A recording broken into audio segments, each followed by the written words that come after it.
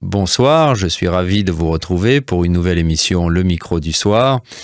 Aujourd'hui, j'accueille Olivier Harifon, professeur enseignant à l'Université catholique de Lille. Installé à Bruxelles, il est également consultant. Ses principales recherches portent sur la communication et la narration dans une perspective comparée entre l'Asie et l'Europe. Il a notamment publié Le récit politique chinois en 2021 sur la communication d'influence de la Chine. Récemment invité par l'Université de Bucarest, Olivier Harifon a passé un mois en Roumanie et c'est d'abord de cette expérience dont nous allons parler avec lui. Olivier Harifon, bonsoir. Bonsoir. Merci d'être avec nous depuis Bruxelles. Alors, nous nous sommes rencontrés à la fin de votre séjour roumain et nous avons décidé ensemble de faire le point sur cette expérience après quelques jours de, disons, décantation.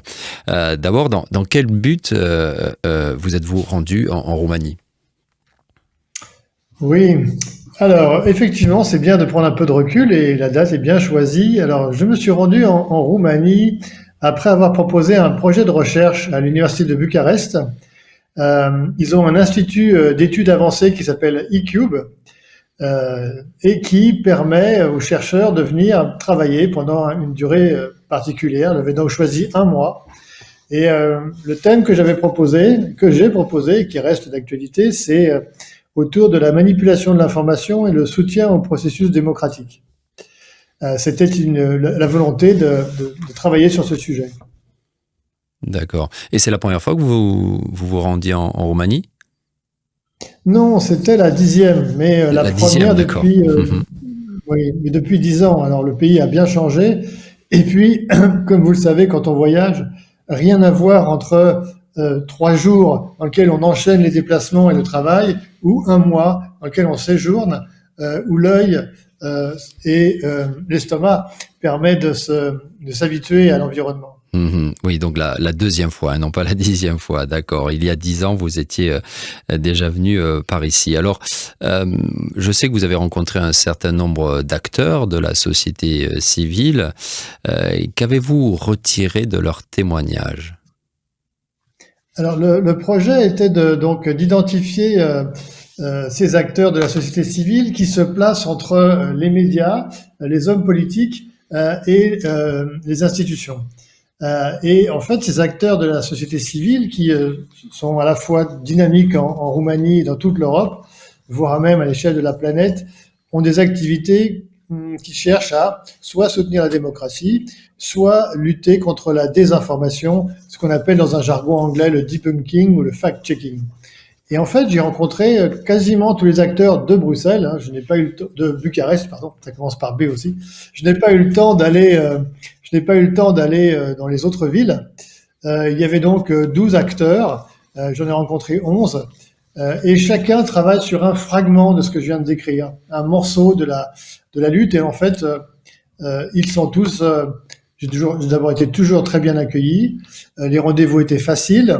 Le déplacement dans la ville également. Et puis, j'ai toujours eu 30 à 45 minutes d'entretien pour voir ce qu'ils présentaient. Vous disiez, pardon, excusez-moi, je vous interromps, vous disiez de la lutte, c'est-à-dire ?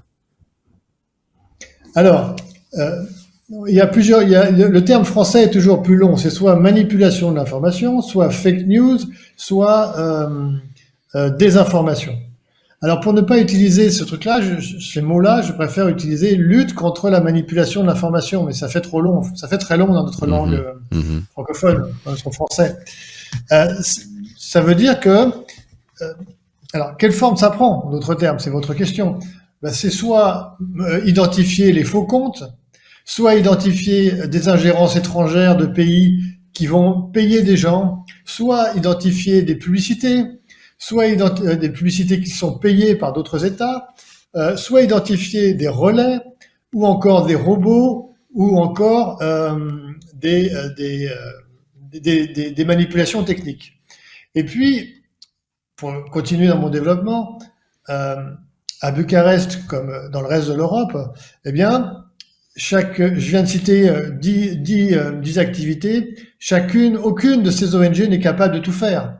Sinon, ça serait une entreprise de 100 personnes, de la taille de Reporters sans frontières, peut-être. Donc, chaque ONG fait un morceau de ce que je viens de décrire, dont la plus connue pour nos lecteurs, les auditeurs, pardon, c'est soit le fact-checking, donc la vérification d'informations, soit la formation aux médias, qu'on va former des gens dans les petites classes, dans les lycées, dans les collèges ou à l'université, à avoir un sens critique pour évaluer les messages qu'ils reçoivent.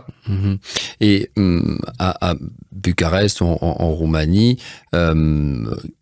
quelles sont les sources principales des actions de désinformation?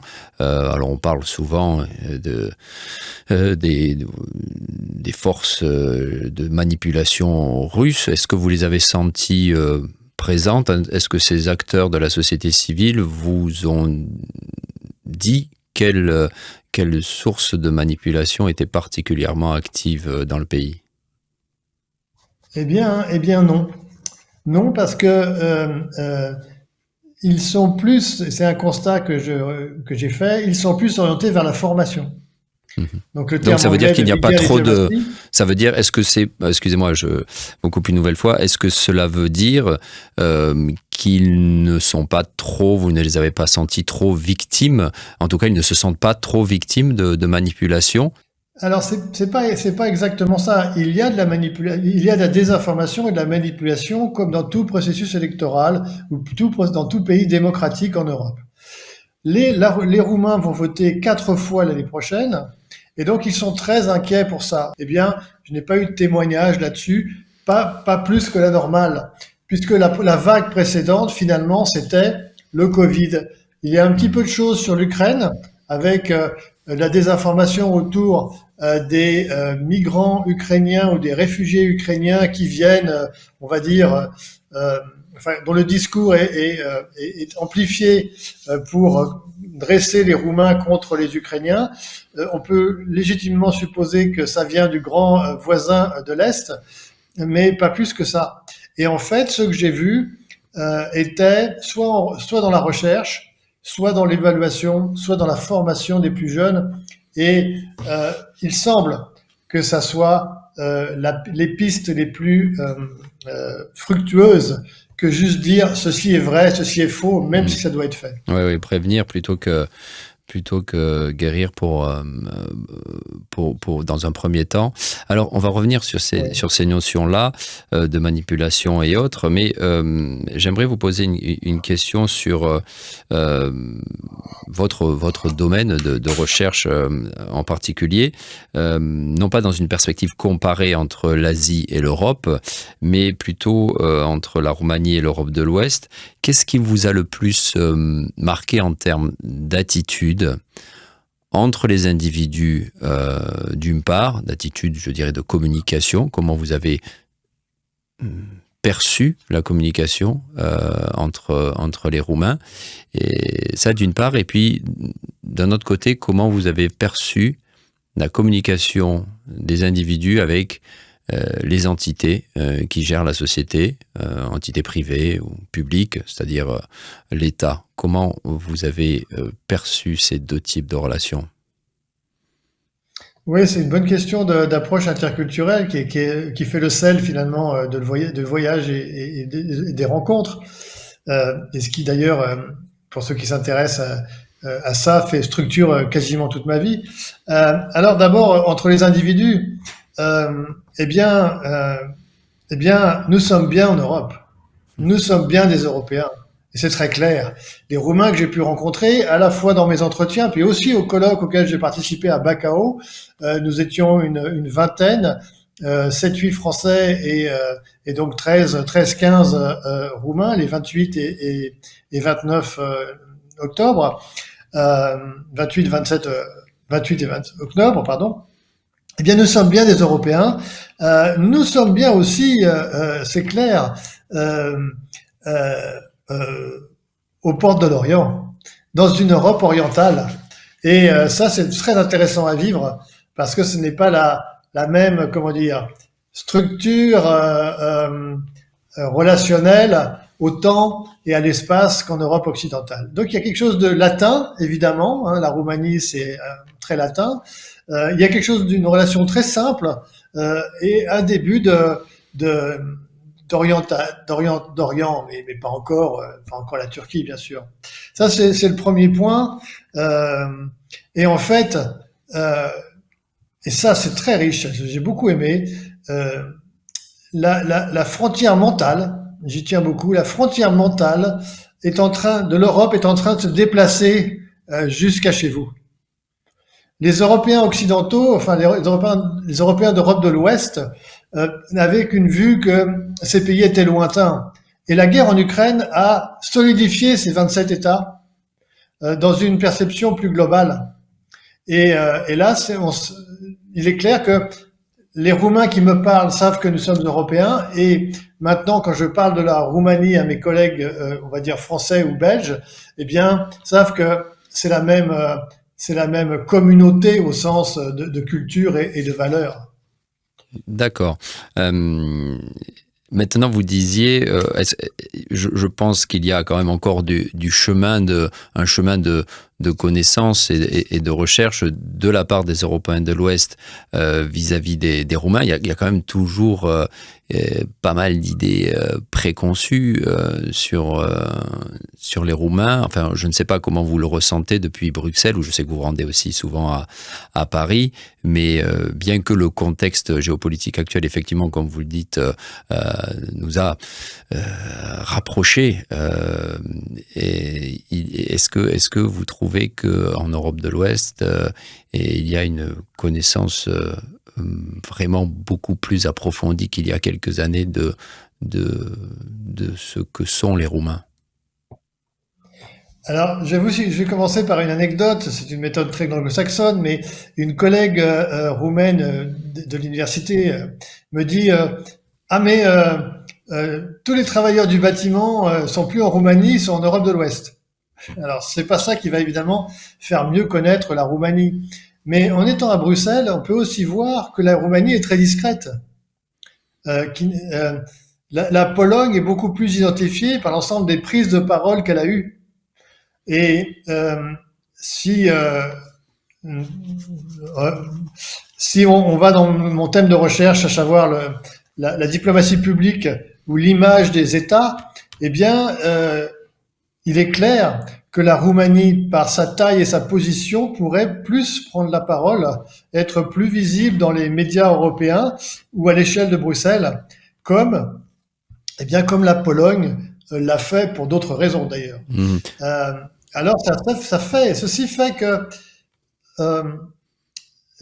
oui, il y a encore du chemin à faire pour que la Roumanie soit plus présente dans la logique des Occidentaux, des Européens de l'Ouest. Et ce n'est pas du rôle que des médias, RFI fait son travail, ou d'autres le font, mais c'est le rôle aussi de l'État et du gouvernement, ici, de la Roumanie, qui pourrait prendre plus la parole dans l'Europe des 27 afin d'être mieux connu. Oui, et dire effectivement que la politique générale, en tout cas internationale, et je dirais même au niveau éthique de la Roumanie est très proche des grands principes européens, ce qui n'est pas nécessairement le cas, comme vous le dites, avec d'autres pays d'Europe centrale. Moi, j'ai le sentiment quand même qu'on fait, et notamment dans les médias de l'Ouest, un amalgame trop facilement entre les pays d'Europe centrale et du Sud-Est qui seraient tous de tendance plutôt populiste, fermé, anti pas mal de choses, alors que ce n'est pas le cas. Je suis d'accord avec vous, il devrait y avoir peut-être davantage d'expression politique pour dire que la Roumanie, pour différentes raisons, est un pays, il est assez seul, est un pays où même s'il y a des difficultés évidemment et parfois un discours politique inapproprié, c'est un pays qui est loin de la Hongrie ou de la Pologne sur pas mal de sujets. En tout cas, c'est ce que vous avez ressenti. J'espère que vous ferez passer le message à Bruxelles et à Paris. Oui, à tous mes collègues tout à fait, d'abord à tous mes collègues, et après à tous ceux à qui je raconterai. Je ne sais pas si j'irai jusqu'au président de la commission, mais on verra bien. Vous êtes allé à Bacău aussi. Comment ça s'est passé? Oui. Comment vous avez parce que là aussi hein, c'est pas Bucarest, hein, c'est une autre c'est pas une autre Roumanie, mais c'est une autre ambiance.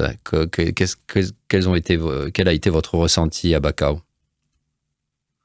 Alors, je dis souvent que dans tous les pays, la capitale n'est pas le reflet du reste du pays. Eh bien, là, ça se vérifie.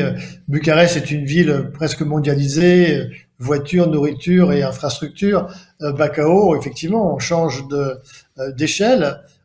Aux alentours de 150 000 habitants, construite une ville industrielle surtout développée sous le communisme, qui en garde des traces très nettes, surtout dans l'architecture. Euh, et puis, on est une ville coincée entre des pôles d'attraction que sont Iași et Bucarest.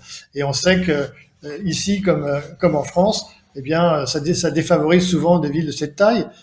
J'ai été, nous les Français, les chercheurs français avons été extrêmement bien accueillis dans le cadre du 26e colloque franco-roumain des sciences de l'information et de la communication. L'accueil est toujours chaleureux. Il y avait une journée et demie d'échanges académiques et puis une journée de visite des trois monastères un peu au nord de Bacău. La ville reste modeste, les travaux de réaménagement urbain sont en cours. Et bien là, on voit bien que ce n'est plus la capitale qui bénéficie de flux enfin c'est là qui bénéficie de plus de flux. Nous sommes bien dans un endroit modeste qui pourrait ressembler, il ne faut pas se tromper, à une ville modeste par la taille et par les ressources de Belgique ou de France. Là-dessus, il n'y a pas de chose. Et le temps est venu pour les pistes cyclables, pour les restaurants et les cafés à emporter, et aussi, surtout, pour développer des relations, parce que nos collègues roumains sont demandeurs de, de coopération, et j'allais dire d'air, de renouvellement de leur activité quotidienne. Voilà.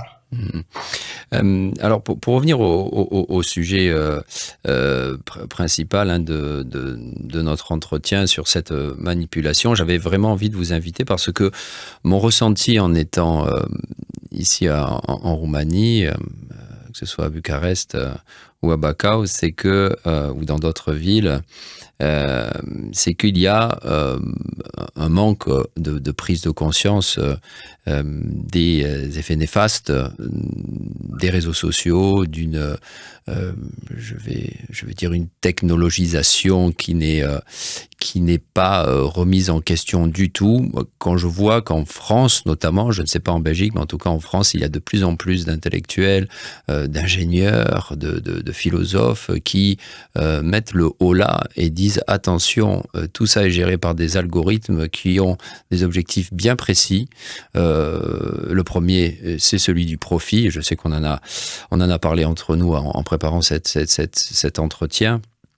Et qu'il faut en être davantage conscient. Moi, en étant à Bucarest, et j'aimerais avoir votre retour là-dessus, et je m'efforce, moi, personnellement, en invitant des gens comme vous, de faire passer un message ou des messages sur le fait que on est face à une modernité qui nous rend la vie à plusieurs égards plus confortable, mais d'un autre côté, il y a aujourd'hui clairement des dangers. Je pense je viens de discuter récemment avec un pédiatre qui me disait qu'il y avait véritablement de grands dangers pour les enfants par rapport aux réseaux sociaux, à ces écrans qui nous ont envahis. Vous, alors je suppose que vous partagez, je le sais, mon opinion là-dessus, mais est-ce que vous diriez que il y a encore plus besoin en Europe, enfin en tout cas ici en Roumanie, de faire passer ce message, non pas de peur, mais un message quand même de prise de conscience supérieure par rapport aux réseaux sociaux notamment. Oui, oui, c'est à la fois une question très juste et un débat très important. Je vais répondre en deux dimensions. D'abord, je ne mesure pas l'état du débat en Roumanie parce que je ne parle pas roumain et que j'ai pas eu le temps d'aller dans cette Mais il n'y en a profondeur. pas trop, en fait. C'est Donc, pour ça que je vous pose la question.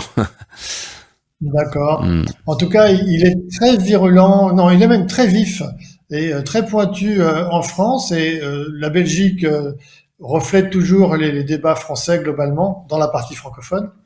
Ça, c'est net.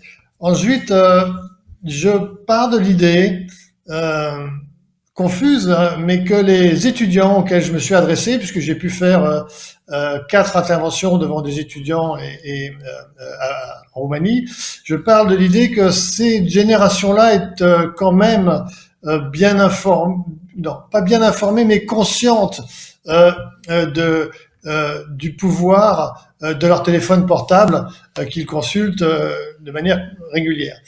Euh, les collègues de ma génération, mais nous sommes en sciences de l'information et de la communication, évidemment, nous sommes des chercheurs critiques et capables de voir ça. Ça, c'est le premier constat. Après, si je vais dans les résultats que m'ont proposé, enfin que j'ai tiré de mes entretiens,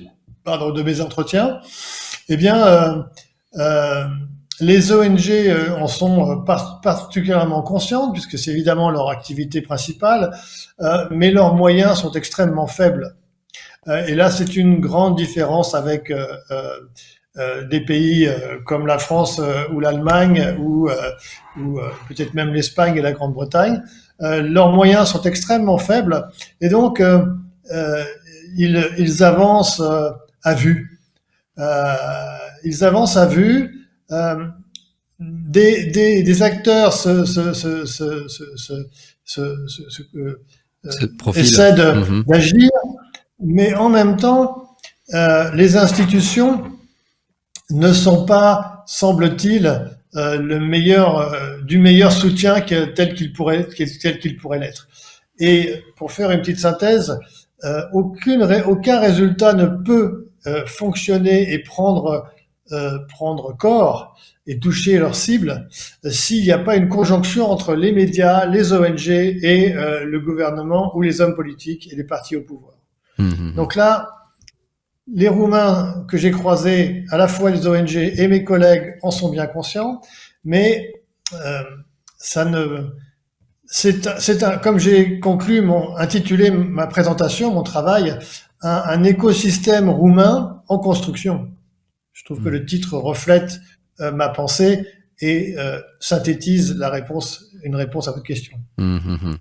Et est-ce que vous avez le sentiment, vous le disiez un petit peu au début de cet entretien, en tout cas moi c'est le sentiment que j'ai en vivant ici et une des raisons qui fait que personnellement j'ai voulu rester en Roumanie, c'est qu'il y avait, au-delà de ce sujet d'Internet, des réseaux sociaux, mais pour revenir un petit peu dans la thématique des relations entre individus, c'est qu'il y a naturellement un rapport aux autres et aux choses tout à fait sain.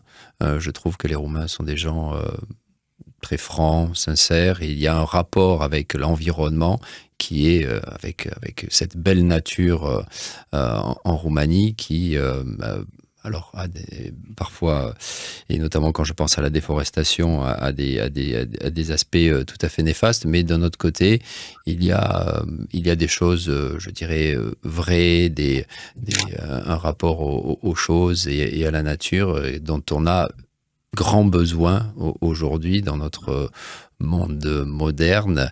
Et j'ai le sentiment, en tout cas j'aurais envie que la Roumanie, comme elle devrait peut-être davantage dire et hausser la voix dans les grandes messes diplomatiques, peut-être aussi prendre davantage conscience de la valeur de ce trésor qu'elle a, d'être dans un rapport avec les autres et avec la nature, peut-être plus simple, moins angoissé qu'à l'ouest. Est-ce que c'est un sentiment subjectif ou objectif dont je vous fais part? C'est difficile de répondre parce que je suis surtout resté dans la capitale. Et alors, ce qui est vrai, ce que j'ai vécu, c'est bien l'idée de rapport humain simple, franc et direct. C'est finalement la chaleur des latins du Sud. C'est vraiment net. Et de l'Orient, et sans être dans un monde exclusivement slave. Ça, c'est net. Encore, voilà. Deuxième chose, comme je le disais à mes amis en revenant, la Roumanie, c'est le pays de la forêt et de la montagne. C'est un pays qui a gardé son contact avec la forêt et avec la nature. Ça se voit dans les sculptures qui entourent les portes, dans les frontons, dans tout cet artisanat de bois qu'on trouve dans le musée du village, aussi dans les maisons autour de les maisons qui entourent les monastères que j'ai pu visiter. Il y a vraiment un travail du bois. Donc tout ça est très net. Après, vous en dire plus, c'est difficile. Je pense que la Roumanie a encore beaucoup de chemin à faire et les Roumains avec qui j'ai parlé en sont conscients pour s'occuper proprement de l'environnement et prendre soin de la nature et même dans les villes. Mais il faut pas oublier que ce pays a vécu 50 ans de communisme et 30 ans pour se transformer. C'est parfois une courte période. Donc, c'est difficile d'en dire plus, mais il y a quelque chose de ça, comme vous dites. Olivier Harifon, on arrive à la fin de cet entretien. Vous allez me permettre, je sais que vous avez été d'accord, que je vous pose une question qui est peut-être davantage de l'ordre de votre, je dirais, intimité professionnelle. Quel est un rêve ou un objectif professionnel inassouvi que vous avez ? Alors oui, il n'y a aucun problème pour répondre à ça. Et la première question, la réponse qui m'est apparue immédiatement, c'est pas qu'il est inassouvi, c'est qu'il est à réaliser. C'est la rédaction d'un ouvrage que je compte faire aboutir en 2024. Et c'est un ouvrage qui va traiter des questions d'influence et de désinformation, et dans lequel ce séjour d'un mois se transformera en un chapitre.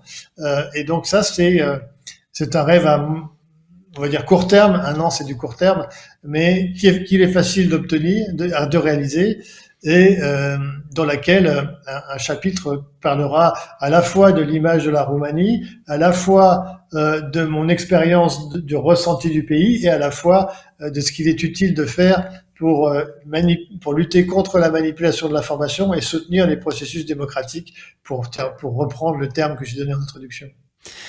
Olivier Harifon, merci infiniment d'avoir été avec nous, et nous espérons que nous vous reverrons en terre roumaine dans quelques mois, ou dans pas trop longtemps en tout cas. Mais merci à vous, et effectivement au plaisir de vous revoir. Merci Olivier Harifon.